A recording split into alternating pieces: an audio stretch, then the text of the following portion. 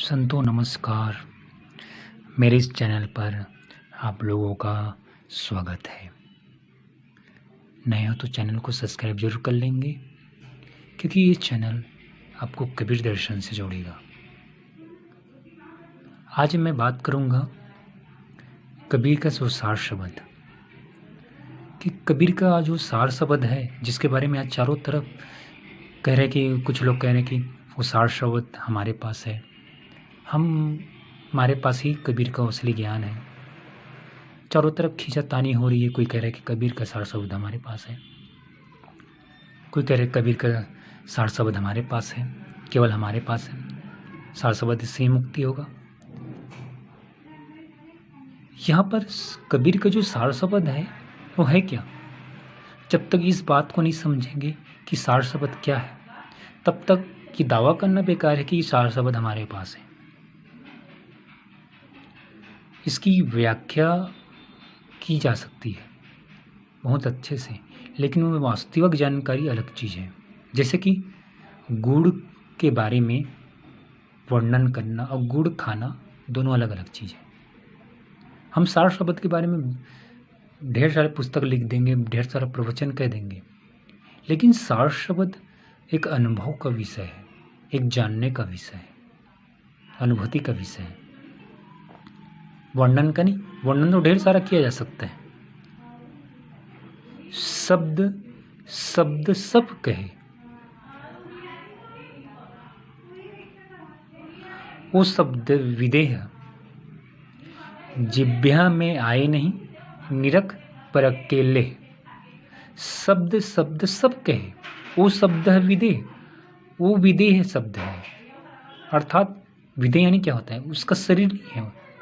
जिह्वा में आए नहीं, निरख परख के ले, कि जो ऐसा शब्द है जो जिह्वा में नहीं आता, हम उसको जुबान द्वारा नहीं पुकार सकते, जुबानों में नहीं आता। वो जितने भी शब्द है वो हम शब्द का अर्थ क्या होता है? जिस ध्वनि जो शब्द रूप लेता है, जिसको हम कह सके, पुकार सके, वो शब्द है।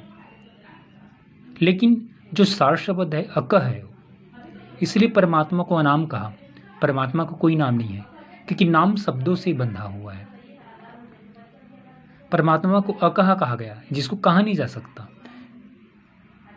तो जितने भी शब्द कहा जा सकता है, जितने भी नाम पुकारा जा सकता है, वो असली नाम नहीं है, वो असली शब्द नहीं है।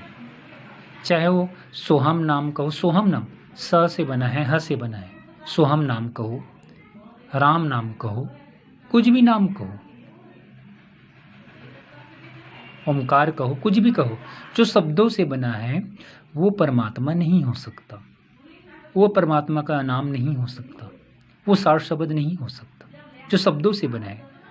जो 52 अक्षर है, जो 52 अक्षर जो अक्षरों से बना है, अक्षर कहो, शब्द कहो, वो परमात्मा नहीं हो सकता। वो सार शब्द नहीं हो सकता। वो शब्द विदेह है।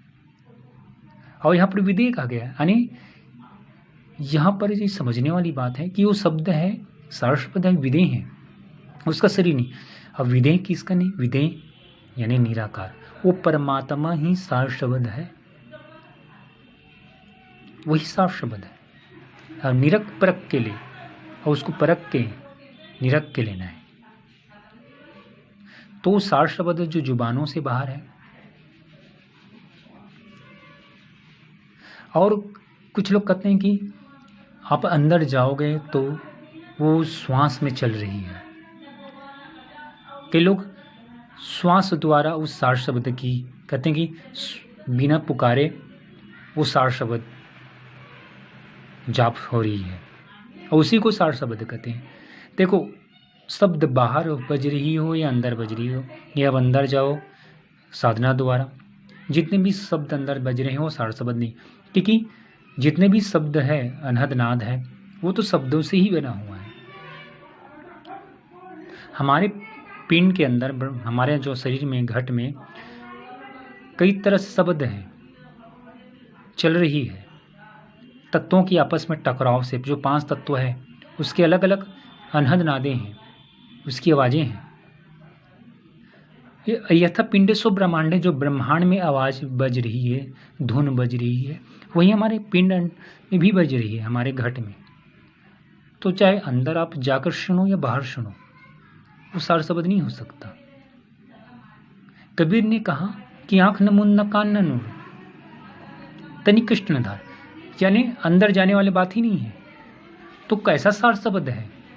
तो खोले नैन हंस सुंदर उपनार, वो सार शब्द जो आंख से दिख रहा है, जो चारों तरफ, एक ऐसा सार शब्द जो चारों तरफ है। सार शब्द कोई शब्द नहीं है कि अंदर जाकर सुनो या उससे जुड़ो या अपने सुरत को वहाँ ले जाओ। सार शब्द यहीं पर है, तुम्हारे चारों तरफ, जो इसकी जानकारी तुम्हें दे दे।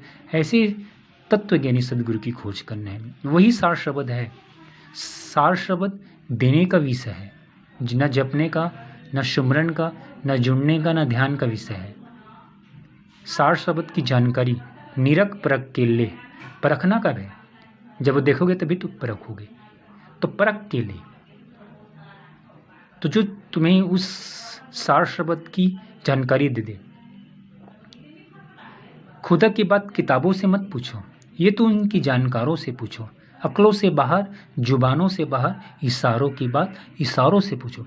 कि वो अक्ल और जुबान से बाहर है, वो इशारों यानी एक इशारा द्वारा, एक संकेत द्वारा वो सार शब्द दिया जाता है। जैसे कि कबीर साहेब ने धनी धर्मदास जी को दिया था। दास वहाँ पर इसका भेद आपको नहीं बताएगा इस चैनल पे कि कबीर जी ने क्या चीज़ दिया था, कौन सा संकेत द्वारा उसको दिया था धर्मदास जी को। ये संकेत ही सार शब्द के बताने का एक विधि है, ये देने का विधि है। इसको कोई जाप नहीं करवाएगा, ध्यान नहीं करवाएगा।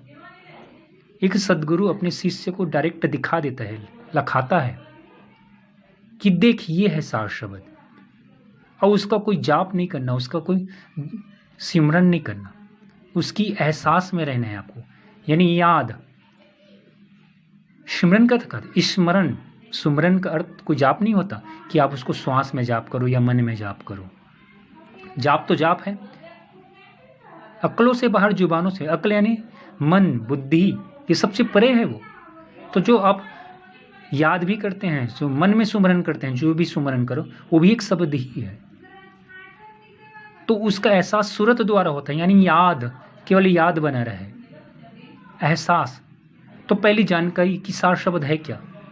ऐसा तत्वज्ञानी गुरु जो सार शब्द दिखाएगा आपको, एक पल में दिखाएगा, एक दिन में नहीं, 2 दिन में नहीं, एक पल में वो सार शब्द की दर्शन तुम्हें यहीं पर हो जाएगा। और वो सार शब्द को जपने या अंदर जाकर सुनने का विषय नहीं, या ध्यान का विषय नहीं है। वो सार शब्द लखाने का विषय है, जो सदगुरु आपको लखाएगा। तो ऐसे तत्वज्ञानी गुरु आप खोजो जो आपको सार शब्द लखा दे। फिर उसकी एहसास आपको खाते पीते उठते बैठते करना है, 24 घंटा। कोई एक जगह बैठ के नहीं, ध्यान अंदर जाओ। तो ये है सार शब्द। सार शब्द कोई शब्द नहीं है जिसको आप पुकार सको या अंदर सुमरन या जाप कर सको। सार शब्द लखाने का, देखने का विषय है, और फिर उसकी एहसास जीवन भर हर काम करते हुए।